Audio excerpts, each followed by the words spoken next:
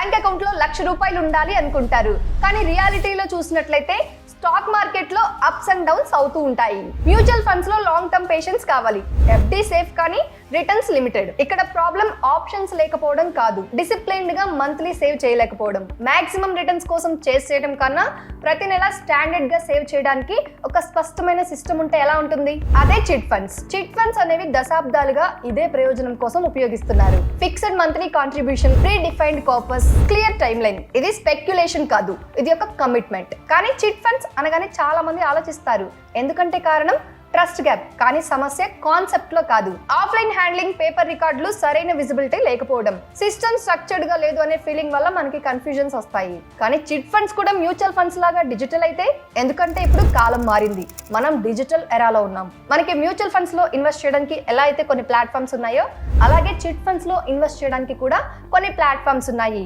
వాటిలో ఒకటే ఈ మై పైసా ప్లాట్ఫామ్. ఇక్కడ digitalised onboarding, documentation process, transparent tracking, ఇలా ప్రతిదీ ట్రాన్స్పరెంట్ గా రికార్డ్ అవుతుంది. మరి ఈ ప్లాట్ఫామ్ ని ఎలా యూస్ చేయాలి చెప్తా చూడండి. మీ ఫోన్లో ప్లే స్టోర్ ఓపెన్ చేసి మై పైసా యాప్ని డౌన్లోడ్ చేసుకోండి. వన్స్ యాప్ ఇన్స్టాల్ అయ్యాక ఇక్కడ మీరు లాంగ్వేజ్ని సెలెక్ట్ చేసుకోవాలి. ఆ తర్వాత కొన్ని పేజెస్ వస్తాయి, నెక్స్ట్ అని ట్యాప్ చేస్తూ వెళ్ళండి. ఇక ఇప్పుడు సైన్ అప్ ఆర్ లాగిన్ అని అడుగుతుంది. సో సైన్ అప్ చేయండి.